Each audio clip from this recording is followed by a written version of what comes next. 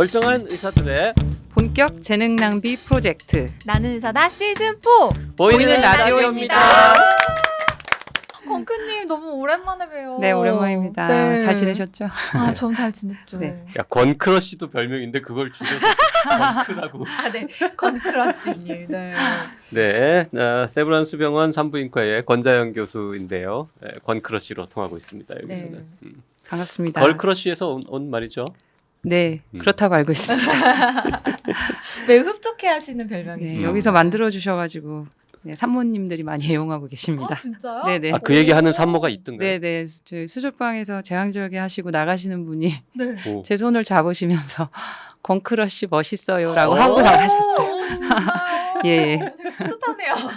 사실 우리 건크님은 그때 KBS랑 같이 만들었던 건물주 영상 여러 네. 편 찍을 네. 때 네네. 그때 말고는 지금 나이사 첫 출연 아닙니까? 네, 맞아요. 네, 그렇습니다. 오. 한 2년 만에 음. 오신 거죠. 그 몇 개 안 찍었는데 그걸 보고 또 알아봐주는 산모도 있으시군요. 네. 네. 자, 오늘의 주제는 자연분만 제왕절개 의사의 선택은 이게 제목이네요. 네, 제가 건크러쉬님이 오랜만에 오신다고 해가지고 지난번에 했던 아이템을 제외하고 찾아보려고 하니까 참 없더라고요. 그래서 주변에 이제 실제 아이를 낳으신 출산 경험이 있는 분들한테 서치를 해봤는데 자연분만하고 제왕절개에 대한 이야기를 하셨어요. 네. 사실 이 주제는 한 분의 그 질문에서 시작됐습니다. 굳이 그 아픈 진통을 견디고 자연분만을 해야 해? 제왕절개를 하면 안 되는 거야? 뭐 이런 질문을 하셔서 그 질문 하신 분은 자연분만 하신 거죠? 제왕절개를 하셨어요. 아, 제왕절개 하신 분이? 네.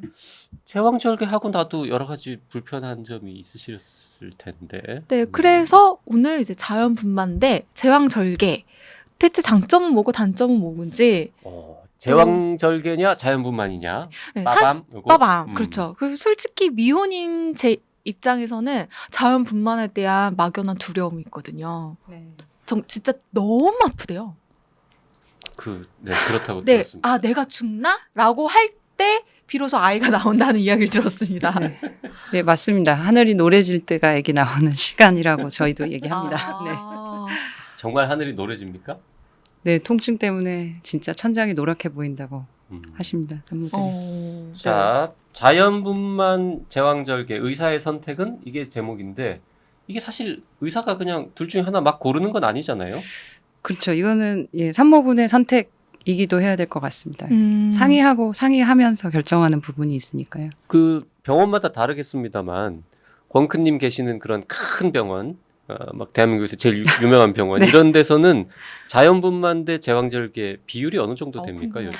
아, 근데 저희는 사실은 3차 의료기관이기 때문에 고위험 산모분들이 주로 오시고 저희 병원은 고위험 산모분들이 50%가 넘어가기 때문에 제왕절개율이 일반 병원보다는 높을 수밖에 없습니다. 그래서 퍼센티지를 비교하는 건 큰 의미가 없을 것 같고요. 네. 그래도 본인 경우로 일반적으로 말씀드리면 30% 정도 얘기하고 있고요. 고위험 산모 제왕절개가. 같은 경우에는 50% 이상이 될 수도 있습니다. 그 우리나라 제왕절개 비율이 전 세계에서 뭐 가장 높은 편이었는데 요즘 좀 줄었죠 그래도. 네, 미국과 유사한 정도 수준이라고 생각하면 될 것 같습니다. 자연분만의 장점 단점은 뭐냐? 장점 단점을 그냥 대놓고 딱 말씀드리면은 제왕절개는 복부를 개복하는 수술이기 때문에 아무래도 개복하는 수술이 갖고 있는 이제 산모가 노출되는 그 위험 합병증이 발생할 수 있겠죠. 그리고 그거가 그냥 단순 합병증이 아니라 그 합병증이 심각해진다면 사실 사망에 이를 수도 있는 거거든요. 그래서 그 산모가 수술을 통해서 발병할 수 있는 합병증들을 비교를 해본다고 하면 개복 수술이 자연분만, 질식분만이죠. 아래쪽으로 분만하는 것에 비해서 훨씬 높거든요. 그렇기 때문에 당연히 제왕절개를 반드시 해야 되는 의학적인 상황이 아니라면 질식분만을 1차적으로 권고하고 있습니다. 그 질식분만이 아픈 거 빼고는 다 좋다 이렇게 볼 수 있습니까? 네, 그러니까 사망률을 놓고 봤을 때 훨씬 낫죠. 근데 그 사망률이 어느 정도 되냐면 사실 뭐 제왕절개 하면은 안 좋은 결과만 나오나 보다라고 사실 착각하실까 봐 말씀을 드리는데 제왕절개를 시행하고 이에 발생하는 모성 사망률은 한 10만 명당 한 2명 정도 되는 거고요. 이제 질식분만 과 관련해서 이제 모성 사망률을 보면 한 10만 명당 한 0.2명. 그러니까 사실 두 개의 숫자를 딱 놓고 비교하면 제왕절개가 훨씬 높지만 이제 수치상으로 딱 놓고 봤을 때 느낌은 지금 이 정도이고요. 감염이나 출혈, 뭐 혈전증 이런 합병증이 생길 수 있는 확률은 당연히 제왕절개가 아무래도 개복을 하는 수술이기 때문에 질식분만보다는 한 2배 정도 높은 걸로 되어 있습니다. 그 제왕절개와 자연분만의 장단점 중에는 비용도 들어가기는 하겠죠. 제왕절개가 아무래도 훨씬 비싸지 않습니까? 네, 근데 요즘 이제 포괄습과제 등 나라에서 여러 이제 보조가 많기 때문에 네, 그렇게 큰 부담은 아닙니다. 근데 산모뿐만 아니라 이제 신생아 입장에서 사실 생각을 해야죠. 산모분 몸도 중요하지만 분만이라는 게 한 명의 개체가 아니라 2명의 개체를 저희가 보는 두 환자를 2명을 보는 어떤 과정이거든요. 네, 그래서 사실 신생아 입장에서 봤을 때는 제왕절개는 질식분만은 수시간 동안에 이제 태아가 산모분의 골반에 맞춰가면서 여러 가지 스트레스풀한 상황을 통과해서 사실 세상빛을 보는 거거든요. 그 과정이 순조로울 수도 있지만 순조롭지 않아서 결국은 이제 분만 진행 과정에 태아가 산소가 떨어지는 어떤 위험에 빠진다든지 이제 그럴 수 있는 과정이 있고 또 두피가 엄마의 그 골반벽에 막 찡기면서 내려와야 되기 때문에 머리 쪽에 손상, 뭐 두피 손상이라든지 여기 혈종이 생겨서 나온다든지 아니면은 뭐 신경 손상 뭐 이런 게 발생할 수 있는 빈도가 낮지만 있긴 있습니다. 반대로 제왕절개는 그냥 원큐에 애가 싹 나오는 거기 때문에 사실 그 과정을 겪지 않기 때문에 신생아 손상 입장에서 봤을 때는 그 위험률을 비교해서 따졌을 때는 제왕절개가 상대적으로 낮긴 합니다. 하지만 신생아와 산모의 모든 건강을 밸런싱을 해서 결과물을 내놓는다면 질식분만이 제왕절개 분만보다는 상대적으로 안전하다라고 말씀드릴 수 있겠습니다. 네. 밸런싱, 네. 네. 한국식 영어. 우리 권크님 영어도 됐다 잘하시는데. 네. 한번 굴려드릴까요? 밸런싱. 출산? 분만 이건 영어로 어떻게 돼요? 좋은 질문입니다. 네. 그게 아주 재밌어요. 일단 그 진통은 진통이요? 레이버, 네, 우리 네. 노동이라고 하는. 레이버. 네. 왜 그 단어를 쓰는 겁니까? 글쎄 영어는 제가 만든 게 아니기 때문에 잘 모르지만 네 일반적으로 이제 진통 과정을 레이버라고 하는데 아마 굉장히 중노동이라서. 고통스럽고 네 중노동입니다. 네. 진짜 그쵸. 중노동이라서 레이버라고 부르나? 그러니까 아까도 말씀드렸지만 내가 죽나 보다 할 때 아이가 나온다잖아요. 그 정도로 진통이 심하다고 하니까 진통을 경험해보고 싶으시면 네. 요새 병원에서 남편분들한테 그 진통을 체험할 수 있게 하는 프로그램이 있다고 합니다. 몸에 왜? 아니 부인의 그 진통을 공감하라고? 얼마나 힘이 드는지 남편분들이 알아야 한다. 예. 어떻게 JYP 도전 한번 해보시겠어요? 아니요. 아니요. 감사합니다. 어떻게 체험해요? 감사합니다. 몸에 뭐 붙여요? 글쎄 저는 잘 모르겠습니다만 해본 적이 없어서 네 아마 그 병원에는 정기적인 없나 봐요. 자극을 통해서 대학병원에서 하고 있지는 않는 걸로 알고 있습니다. 네. 저도 TV에서 봤는데 뭔가 이제 패치 같은 거를 몸에 붙이시고 말씀하신 것처럼 전기 자극을 그 출력을 이렇게 조금씩 올리시는 것 같더라고요. 그래서 근육의 통증을 느끼게 하는. 네. 전기 고문이잖아요. 그러면. 무시무시하군요. 그 정도로 이제 산모들이 아프다는 거죠. 힘들다는 거죠. 이런 내용을 그 유튜브 같은 데서 자꾸 얘기하면 많은 산모들이 남편 보고 너도 이거 하라고 시키지 않을까요? 이 방송을 많은 남편들이 싫어합니다. 근데 지금 너무 이렇게 진통 분만을 너무 무섭게 얘기한 것 같아서 보조적으로 말씀드리면 사실 옛날 저희 어머님 세대는 그냥 생으로 출산을 하셨죠. 그러나 사실 요즘 현대의학은 그 통증을 경감시키는, 그러니까 그것도 똑같이 진통인데요. 통증을 좀 이렇게 진정시키는 그런 여러 기법들이 많기 때문에 사실 예전에 우리가 생각하는 그 정도의 고통보다는 훨씬 더 적습니다. 네. 그게 그 무통 주사라고 하시는 네, 맞습니다. 하는 거죠. 그래서 무통 주사라는 표현을 보다는 네. 저희가 진통 주사라고 사실 조금 더 경감시키는데 그 이유가 통증을 100%못 느끼게 하는 약은 아니거든요. 산모분들이 이거를 맞으면 100%못 느낀다고 생각하시는데 사실 그게 사람마다 굉장히 차이가 있기 때문에 조금 덜 느끼는 사람이 있고 아예 다 느끼시는 분도 있고 맞아요. 전혀 못 느끼고 출산하는 분도 있고 굉장히 다양해요. 그래서 기대치를 조금 낮추기 위해서 무통주사라고 저희가 하면 예, 너무 크게 기대하실까 예, 봐. 그래서 아프다면서요. 예, 그래서 마취과 선생님께서 반드시 강조하시는 게 무통이 아니라 진통입니다라고 얘기를 하십니다. 네. 근데 분만실은 어떻게 생겼어요? 분만실은 아마 병원마다 모양이 다 다를 것 같긴 한데요. 병실처럼 꾸며 있는 1인실도 있고요. 어떤 병원은 2인실처럼 꾸며 있는 방도 있고 어떤 병원은 그냥 침대가 여러 개가 한 큰 방에 들어가 있으면서 커튼으로 구획이 되어 있는 그런 진통실로 이루어지기도 합니다.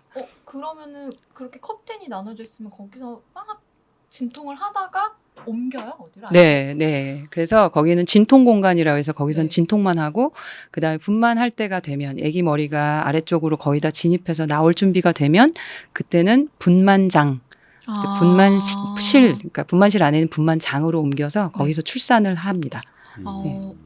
근데 여기서도 이러고 저기서도 이러면 거기 정말 좀 그렇겠네요. 서로 막 네. 힘드시겠는데요? 거기 일하시는 분들은 웬만한 소음에는 뭐 끄떡도 안 하시겠어요. 네, 전쟁터입니다. 네. 근데 왠지 네. 느낌상 거기에 계신 간호사분들이나 이런 분들 되게 평온하게 다니실 것 같아요. 막, 저 너무 아파요. 이렇게 갔는데, 괜찮아요. 조금만 더 기다리세요. 이러시고. 그러지 않을까. 예전에는 사실은 많이들 그러셨던 네. 것 같습니다. 근데 요즘은 저희가 공감을 굉장히 많이 해드리려고 노력해요. 네. 그쵸. 단호하지만 그 안에서 또 따뜻하게 공감을 해드려야 이 무서운 과정을 잘 거칠 수 있기 때문에 그렇게 노력하고 있습니다. 우리 언젠가 의사의 거짓말, 환자의 거짓말 이런 얘기도 했었는데 산과 의사도 가끔 거짓말 해야 될 때가 있을 것 같아요. 어떤 경우냐면 있으신가 보다. 아니 딱 보니까 분명히 한 12시간은 더 있어야 애가 나올 것 같은데 산모가 막 너무 힘들어하고 뭐 언제 나오냐 이러면은 그냥 뭐 한 2시간만 참으면 돼요. 뭐 이런 거짓말 할 때 있습니까? 네, 이제 이건 영업 비밀인데 이런 말 얘기 드려도 되는지 모르겠지만 아마 이건 산모분들도 다 알고 계실 거예요. 출산하시고 나면 다 아실 건데 저희가 가장 많이 하는 거짓말이 거의 다 됐어요. 조금만 힘내면 나옵니다. 이번 힘주면 나옵니다. 이제 그 얘기를 굉장히 많이 하고요. 왜냐하면 막판에 힘주기가 굉장히 힘들거든요. 마라톤 마지막 코스 뛸 때 그 주자가 뛸 때 정말 허덕이면서 뛸 때 다 옆에서 막 꽹가리 치고 박수 쳐주잖아요. 힘내라고. 그것처럼 마지막 힘주기 때 저희가 그런 거짓말 좀 많이 하고요. 또 다른 거짓말은 이렇게 하시면 수술 들어갈 수 있어요. 힘주기를 너무 이렇게 대강대강 하시는 분들이 있을 때는 약간의 좀 푸시를 좀 합니다. 이렇게 고생했는데 수술하실 거예요. 수술하게 될 것 같으네요. 이렇게 힘을 이렇게 주면 어려울 것 같습니다라는 편집해야 얘기를 될 좀 것 합니다. 같은데 이거 중요한 영업 비밀인 것 같은데. 그 보통 진통 시간이 뭐 한 10시간, 12시간? 초산이냐 경산이냐에 따라 다르겠지만 10시간, 12시간. 아니 몰라요. 어느 그거는 정도. 이제 좀 병원에 입원했을 때 시점에 산모가 어떤 상태이냐에 따라 다를 것 같습니다. 그러니까 자궁경부 개대가 얼마나 되어 있는지, 아기가 얼마나 내려와 있는지, 진통은 얼마나 빵빵하게 있는지 이제 이런 것들로 좀 달라질 것 같은데요. 초산의 경우에 일반적으로 배가 아파요라고 와서 저희가 입원시키고 나면 보통은 24시간 이내에는 출산을 하시고요. 경산모 같은 경우에는 진짜 배가 아파요라고 오신 다음에 30분 만에 출산하시는 분도 있고 6시간 뒤에 출산하시는 분도 있고 굉장히 다양합니다. 저는 그런 얘기를 들었거든요. 이제 병원에 가려고 이제 목욕탕도 갔다 오고 이렇게 준비하고 했는데 배가 아파서 화장실을 갔는데 애가 나와서 119를 불렀다더라. 이런 사례도 있더라고요. 그분은 이제 초산은 아니셨다고 하고. 네. 그럴 수도 있군요, 진짜. 실제로 저희가 산모분이 배가 아프다고 전화를 주셨고 그리고 이제 출발을 하셨는데 주차장에서 주차를 하자마자 아기가 나와가지고 급하게 전화를 해서 저희가 키트를 다 들고 주차장으로 뛰었던 기억이 있습니다. 그런 경우에는 그 분만에 대한 의료비는 못 받는 거 아닙니까? 예, 맞습니다. 아 역시 JYP 그 숫자에 강하십니다. 네. 그 진통을 너무 오래 하면은 위험하다 뭐 이런 얘기는 사실입니까? 일반화하기는 좀 어려울 것 같습니다. 제가 산모분들이 질문을 하실 때 항상 일반화하지 않도록 사실 주의를 드립니다. 왜냐하면 이제 그 산모분들의 사이트에 굉장히 이제 개인의 어떤 경험을 그냥 올리고 그게 정도인 것처럼 사실 올리시는 분들도 있기 때문에 그래서 그런 내용들을 공유할 때 조금 주의하시라고 말씀을 드리는데요. 진통을 장기간 경험할 때 문제점이 만약에 양수가 파막이 된 상태로 진통 기간이 길어진다고 하면 그 길어지는 시간에 따른 자궁 내 감염의 빈도가 올라갑니다. 네, 그래서 어떠한 적절한 기준을 이제 의사 선생님들이 가지고 어떤 결정을 하고요. 또 진통이 장시간 계속 있었는데 진행이 안 되는 산모분은 뭔가가 이상한 거거든요. 아기가 못 내려온다거나 골반이 작아서 아기가 못 기어 내려온다거나 어떤 근본적으로 질식분만이 불가능한 어떠한 이유를 갖고 계신 분일 수 있기 때문에 사실은 무의미한 거죠. 계속해서 진통을 하는 이유가. 그다음 또 하나는 장기 진통을 경험하고 출산을 한 분이 그렇지 않은 분보다 산후출혈의 위험률이라든지 뭐 자궁 내 감염의 위험률이라든지 이런 빈도가 상대적으로 올라가기 때문에 적절한 시간 이내에 출산은 하긴 해야 됩니다. 제 궁금한 건데 그 출산하기까지 이제 예를 들어서 순서가 어떻게 되는 거예요? 진통이 오고 그 다음에 뭐 보니까 이슬이 비친다 혹은 뭐 양수가 터졌다라고 하는데 그 과정이 궁금합니다. 그 과정은 네. 산모분들이 외래에 다니신데 아무 증상이 없는 산모분들이 이제 35주, 36주에 이제 외래를 오시죠. 그런 분들이 겉으로는 증상이 없지만 속으로는 몸이 변화하고 있습니다. 그 변화가 아기가 나와야 되려면 출구인 자궁경부가 벌어져야지 되잖아요. 그 출구가 부들부들부들해지는 과정이 진행이 이미 돼요. 실제로 분만이 일어나기 몇 주 전부터 그 변화는 일어나요. 근데 그러다 보면은 자궁경부가 부들부들부들해지다 보면 저희도 왜 잇몸이 부들부들할 때 양치를 하면 피가 잘 나잖아요. 그것처럼 자궁경부도 부들부들해지면 거기는 실핏줄 같은 게 탁 터질 수 있거든요. 그러면 그게 분비물에 섞어서 붉은빛 또는 갈색빛으로 분비물이 나올 때 그걸 이슬이라고 얘기를 해요. 근데 이슬이 있다고 해서 무조건 바로 출산이 된다는 의미도 아니고 이슬이 반드시 전구 증상은 아니에요. 왜냐하면 이슬 전혀 없이 진통으로 오시는 분도 있으니까요. 이제 그렇게 진행을 하다가 가끔 배가 뭉쳤다 안 뭉쳤다 싸하게 배가 아팠다 안 아팠다 해요라고 얘기를 보통 하시는데 양수가 흐르는 거는 사람마다 좀 달라요. 진통이 일어나기 전에 양수 먼저 터지는 분도 있고 진통이 진행되는 과정에 자궁경부가 특정 센티미터 이상 벌어졌을 때 탁 터지는 경우도 있고 그거는 순서가 다양합니다. 그래서 어쨌든 네. 이제 어떠한 규칙적인 반복되는 네. 1시간 이상 지속되는 그런 수축이 있으면 병원에 오시거든요. 네. 병원에 도착했을 때의 상황, 진통이 안 없어지고 계속 있는데 자궁경부가 변화가 조금씩 일어나는 게 저희가 보이면 이분은 이제 분만으로 넘어갈 분이니까 저희가 입원시켜요. 근데 그 단계를 저희가 잠복기라고 얘기하거든요. 아직 할 정도로 활성은 아닌 조용하게 진행되고 있는 네. 네, 잠복기라고 저희가 얘기합니다. 그러다가 자궁경부가 4, 5cm 네. 벌어지기 시작하는 그 시점부터 활성기, 그땐 정말 액티브하게 진행이 되거든요. 활성기에 들어가면 저희가 그거를 뭐라고 얘기하냐면 롤러코스터 탈 때 탕탕탕탕탕탕탕 하면서 꼭대기까지 네. 올라가잖아요. 네. 탕탕탕 꼭대기에 딱 치고 나면 꺾여서 쭉 내려가잖아요.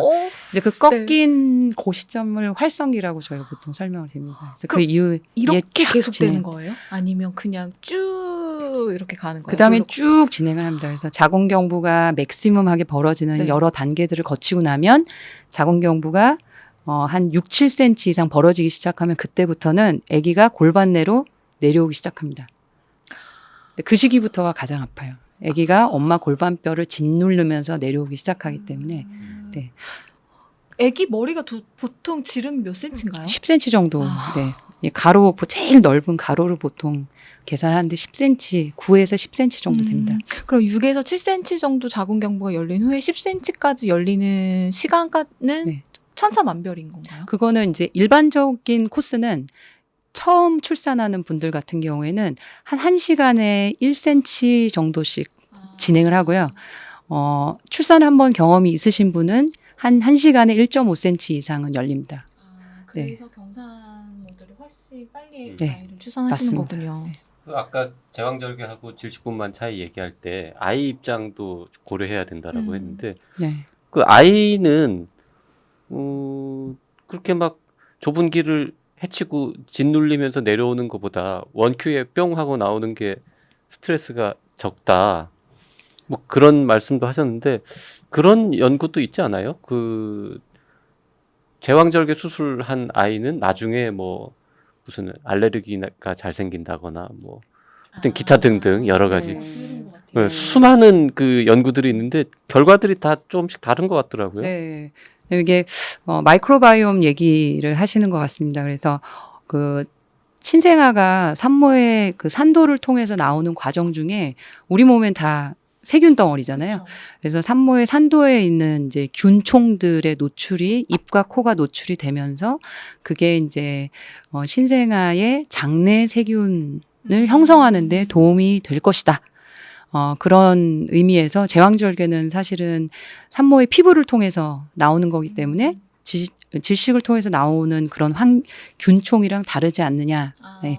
그래서 사실 질식뿐만 한 아이들이 제왕절개해서 출산한 아이들보다 아토피가 적다라는 그런 연구 결과도 있습니다만 있지만 이제 그것 때문에 해외에서는 어떤 나라에서는 실제로 산모가 제왕절개를 해야 되는 산모인데 제왕절개 해야 되는 산모의 질 안쪽에 꺼즈를 1시간 정도 넣어놔요. 네. 그리고 난 다음에 그 꺼즈에 이제 균들이 묻겠죠. 네. 신생아가 태어나면 신생아의 입과 코를 그걸로 닦아주는 그런 진짜요? 연구를 실제로 한 팀이 있습니다. 그래서 그렇게 한 아기와 그렇게 하지 않은 아기의 뭐 장내 균총을 뭐 비교하고 그런 논문이 있긴 한데 그건 사실은 굉장히 일시적인 변화이고요. 네. 그게 장기간으로 연결되지 않습니다. 그리고 그 연구 결과가 아직까지는 굉장히 적은 수의 연구이고 차이가 없다라는 연구 결과도 사실 많기 때문에 지금 가이드라인은 차이가 없는 것으로 일단은 그리고 꺼즈로 애기 얼굴을 닦고 하는 것을 보편적으로 하지 않는 것으로 권고하고 있습니다. 네. 자, 무통주사는 그러면 무통이라 하면 안 됐지. 진통 진통주사. 네. 이렇게 보통 주사처럼 맞으면 되나요? 그런 주사약도 있는데 그건 굉장히 일시적이기 때문에 그리고 그 주사약으로 이 산고를 잡기는 굉장히 어렵습니다. 그래서 경막 외에 무통마취, 뭐 경막 외에 진통제 이렇게 보통 얘기를 하는데요. 그건 뭐냐면 이제 우리가 하반신 쪽으로 통증을 느끼는 게 이제 척수에서 나오는 신경들이 하반신으로 이제 가겠죠. 그러니까 거기에 있는 신경 중에 통증을 느끼게 하는 그런 신경의 그 감도를 떨어뜨려 주기 위해서 아주 가느다란 카데타를 허리 쪽에 있는 이 뒤에 피부를 통해서 바늘로 등을 찔러 가지고요. 네. 그쪽으로 가느다란 관을 넣습니다. 그러면 그 관이 어디에 위치하냐면 척수가 있고 척수 주변에 경막이라는 게 이렇게 둘러싸고 있는데 그 막의 바로 바깥쪽에 딱 위치해서 약을 바깥에서 주입을 하면 그쪽이 적셔지는 거죠. 마취제가. 그래서 가볍게 통증만 못 느끼도록 가볍게 마취를 시키고요. 그게 일시적인 게 아니라 지속적으로 약이 주입이 되기 때문에 분만 기간 내, 진통 기간 내 분만할 때까지도 지속적으로 사용할 수 있습니다. 이게 근데 보통 힘을 줘야 된다고 하잖아요. 근데 이게 진통 주사를 맞으면 표현이 좀 헷갈리실 것 같으니까 네. 그냥 무통으로 얘기하셔도 될 것 같습니다. 네. 아닙니다. 올바른 정보를 드리려면 그 진통 주사를 맞으면 약간 내가 힘을 주는지 안 주는지 모를 수도 있는 거 아니에요? 네. 진통, 무통. 네, 왜냐면 네. 진통 주사라고 하면 또 유도분만제로 생각하실 것 같아가지고요. 아. 산모분들 일반인들이 무통 이해하기 주사 좋게 그냥 무통 무통으로 주사. 하겠습니다. 네. 꼭 자막으로 무통이 통증이 아예 없는 건 아닙니다라고 네, 좀 네. 이렇게 써주시면 네. 네. 그래서 어떤 분들은 약 효과가 통증뿐만 아니라 이제 근육의 힘까지 좀 빠질 만큼 이제 사람마다 사실은 해부학적인 구조가 다 다르니까요. 그런 분들은 저희가 수축이 올 때 모니터가 있거든요. 그래서 수축이 올 때를 알고 있는데 그때 알려드려서 산모분이 힘주기를 하게 해보고요. 그런데도 힘 빨이 안 먹힌다. 네. 그런 상황에선 저희가 그 무통약을 살짝 줄이거나 끕니다. 그래서 약 효과가 조금 없어질 때까지 기다리고 난 다음에 이제 푸시를 하게 되는 거죠. 네. 그 참 신기하네요. 네. 통증을 줄이기 위해서 약을 많이 쓰면은 그 일종의 마비 비슷하게 와서 힘도 못 주는 상황이 또 벌어지고.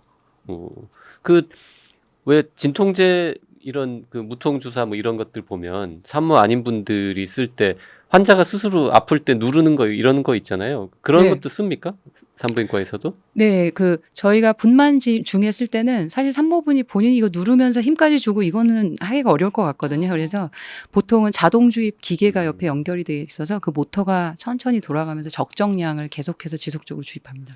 엄마가 되는 길은 참 힘드네요. 네. 이 세상의 모든 엄마들 되게 존경스럽네요. 그러게요. 어머니는 잘 계시나 모르겠는데 전화 한번 드려봐요. 가뿐요. 그 네. 무통 주사는 그럼 언제 달아요? 네. 언제 좋은 달아요? 질문이십니다. 산모분들이 되게 다 물어보시는데요. 병원마다 그 시스템에 따라 조금씩 다를 것 같은데요. 경막외로 이제 약을 주입하는 경우에는 이제 저희 병원 같은 경우에는 산모분이 이분은 진행할 분이구나라고 해서 입원시키게 되면 저희가 이제 마취과 선생님을 연락을 드리면 마취과 선생님이 관을 미리 넣어놔 주십니다. 그래서 관을 미리 넣어놓고 약을 주는 게 아니라 넣어놓고 분만이 원활하게 진행하는 시점에 그때부터 약을 투여하기 시작하는데요. 그 적정 시간을 잘 보는 게 중요한 이유가 이게 근육 수축을 자궁의 수축을 없애버릴 수도 있어요. 그러니까 분만 진통이 좀 원활하게 굴러가기 시작하고 나서부터 주입을 합니다. 그리고 분만 진행하는 초입은 사실 많이 아프지 않기 때문에 산모분들이 그 정도는 견디실 수 있거든요. 그래서 그때는 약을 드리지 않고 분만이 원활하게 잘 진행이 되면서 산모분이 통증이 얼굴을 찡그릴 정도로 이제 통증이 왔다 갔다 하면 그때부터 저희가 주입을 시작합니다. 통로는 미리 만들어 놓고 네. 약을 주는 거는 진짜 아플 때부터 준다 이렇게 생각하면 네. 되겠군요. 막 근데- 아파서 막 이런데 그때 그걸 카테터를 넣기는 힘들 것 같긴 하네요. 그건 또 네. 마취과 의사가 하는군요. 네, 산부인과에서 네. 직접 하시진 않고. 맞습니다. 그렇군요. 그 왜 아이들 아프면 응급실 가서 열나고 막 이러면은 그 척수액 검사 한다고 이렇게 등 구부려가지고 바늘 찌르고 하는 거 그거랑 비슷한 위치에 꽂는 겁니까 그러면? 바늘을 꼽는 위치는 비슷하고요. 대신 이제 관의 거치 위치가 달라집니다. 그러니까 바늘 끝 아까 위치는 말씀드린 다르고. 그 경막을 뚫고 들어가면 지금 말씀하신 척수액을 뽑을 수 있기 때문에 이제 그 검사가 되겠고 그 바깥에 경막 바깥에 카테터가 놓이게 됩니다.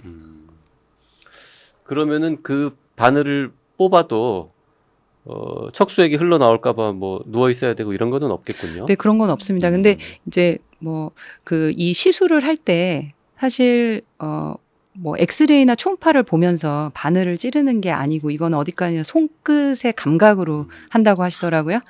어디 뚫렸구나, 어디까지 갔구나, 어디까지 갔구나 이렇게 하신다고 하시더라고요. 그렇기 때문에 그 시술을 할 때 경막이 굉장히 얇기 때문에 정말 약간의 어떠한 그 미세한 움직임 때문에 경막이 살짝 건드려지는 경우도 있어요. 이제 그렇게 되면 이제 척수액이 새일 수 있기 때문에 척수액이 새면 두통을 심하게 호소하시거든요. 산모분들이 이제 그럴 경우에는 분만하고 난 다음에 누워서 쉬게 합니다. 그러나 그런 합병증 없이 그냥 깔끔하게 경막이 마취가 된 경우에는 누워 있을 아니, 필요는 근데- 없으세요. 네. 근데 어차피 분만 끝나고 나면 벌떡 일어나서 돌아다니지는 않으니까 누워 있는 거는 비슷하지 않습니까? 네, 보통은 이제 분만을 하면 출혈이 기본적으로 200, 300cc 이상 나거든요.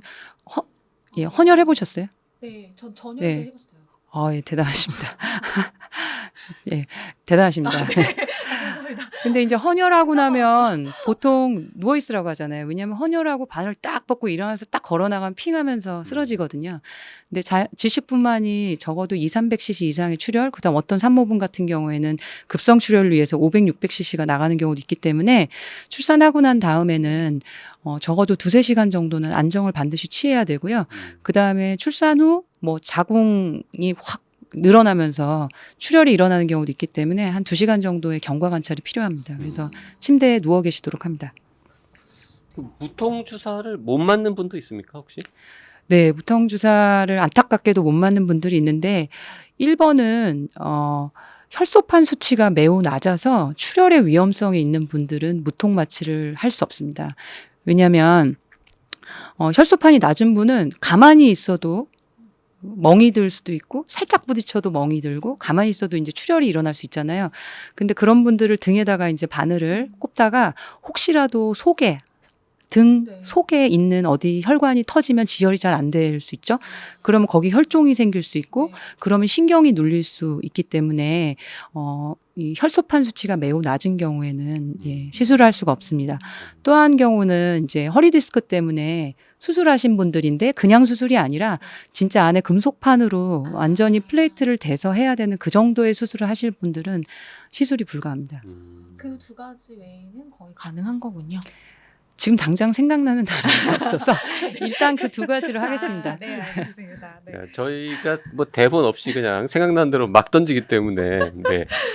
교과서에 잘 찾아보면 어딘가 하나 더 있을지도 네, 모릅니다만 여기 찌르려고 하는 부위에 감염이 있는 경우에도 시술을 하지 않는 걸로 안 되어 되겠죠. 있습니다. 네. 그 병원에 무통주사가 없어서 못 맞는 경우 이런 경우는 우리나라에서는 없겠죠.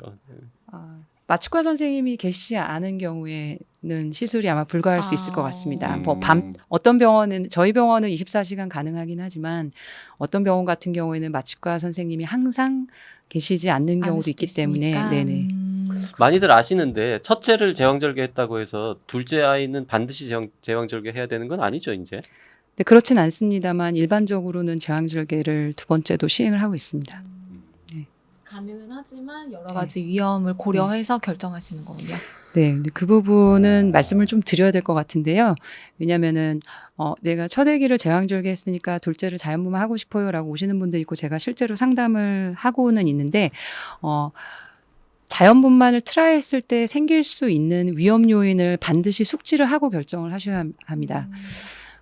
첫애 때 왜 제왕절개 했느냐의 사유가 또 중요할 것 같아요. 첫애 제왕절개 할 때 사실 분만 진행을 하다가 아기가 중간에 잘 못 내려가고 끼어가지고 제왕절개를 했다고 하면 둘째를 출산할 때도 비슷한 상황이 될 수 있다는 얘기거든요. 골반이 좋지 않다거나 이런 이유로. 그런데 제왕절개를 하면 자궁에 상처가 남습니다. 왜냐면 제왕절개하면 자궁벽을 절개를 하고 들어가기 때문에 그 부위가 상처가 되는데 그 상처가 된 부위는 다른 근육 조직보다 얇고 약합니다. 그렇기 때문에 진통이라는 걸 거치면 아래쪽 근육이 점점 얇아지는 과정이거든요. 그렇기 때문에 파열의 위험성이 있습니다. 그 파열의 위험성이 항상 무서운 건데 왜냐하면 분만을 진행하다가 거기가 파열이 되면 복강 내 출혈이나 그다음에 그로 인한 태아의 심각한 합병증을 유발시킬 수 있습니다. 그 합병증이 이제 출혈로 인해서 저산소증에 빠져서 이제 뇌 손상이 오는 그런 합병증이 생길 수 있는데 그 가능성이 물론 100%는 아닙니다. 1% 미만이라고 보고되고 있지만 발생할 수 있거든요. 제왕절개는 절대 발생하지 않습니다. 0%죠. 그렇죠. 그렇기 때문에 이제 그런 면에 대한 숙지를 반드시 하시고 난 다음에 결정이 필요할 것 같고요. 특히 그 진통 과정 중에 파열할 수 있는 위험성이 있는데 이전에 질식분만 자체 과정에 실패하신 분이라면 둘째 때도 실패할 확률이 높기 때문에 무리한 과정을 거치게 되기 때문에 그런 분들은 저희가 크게 권고드리고 있지는 않습니다. 이론적으로는 첫째를 제왕절개했다고 둘째를 질식분만 못하는 건 아니지만 맞습니다. 네, 네. 굉장히 여러 가지 제약 조건이 있다. 맞습니다. 네. 전문가와 네. 주로 큰 병원 가서 해야겠군요. 만약에 정말 원한다면. 네, 응급 상황에 대처가 가능한 병원에서 시도하시는 게 좋을 것 같습니다. 네. 그 또 제가 궁금한 것 중에 하나가 분만 유도제가 있잖아요. 아까도 말씀하셨던 네. 그 분만 유도제는 네. 뭔가요? 아마 산모분들이 분만 유도제라고 하면 그 촉진제를 얘기하시는 거고요. 촉진제는 옥시토신이라고 하는 물질이 원래 자연 진통을 진행하는 분들이 이제 우리 몸에서 나오는 호르몬입니다. 그래서 그걸 인위적으로 이제 만든 제제고요.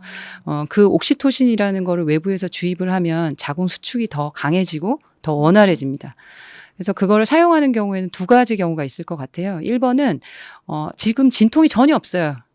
예정일 지금 1, 2주 넘었어요. 근데 아기 나올 생각도 없고 진통도 없어요. 그런 분들은 이제 유도분만이라는 걸 해야 되기 때문에 입원을 해서 촉진제를 사용하고요. 수축이 뭔가 있어야 뭐 시작을 하든 말든 하기 때문에 그 수축을 만들어드리기 위해서 네, 사용합니다. 그게 한 가지 경우고요. 다른 하나는 본인의 진통이 있어서 입원을 하셨어요. 그래서 진행을 하고 있는데 수축이 뜨뜻미지근해요. 이 수축으로는 며칠 가겠다. 근데 그런 분들을 조금 더 강하게 만들어 드려야 되기 때문에 저희가 기본 있는 수축에서 약간 약을 살짝 더 써서 조금 더 강하고 자주 오도록 만들어주는 약입니다. 언제나 모든 산모한테 쓰는 건 아니겠네요. 네, 경우에 예, 그런 어떤 필요한 상황들을 판단해서 사용합니다. 분만 유도제와 분만 촉진제 같은 네, 말입니까? 같은 말입니다. 그러니까 약은 똑같습니다. 네. 옥시토신. 자궁을 수축시키는 원래 존재하는 호르몬인데 그거를 좀 더 넣어준다. 네. 부스터 뭐 이런 거군요. 그러네요. 자, 오늘 네. 권크러쉬 권정현 네. 교수님과 함께 자연분만 제왕절개 관련 이야기 나눠봤습니다. 네. 고맙습니다.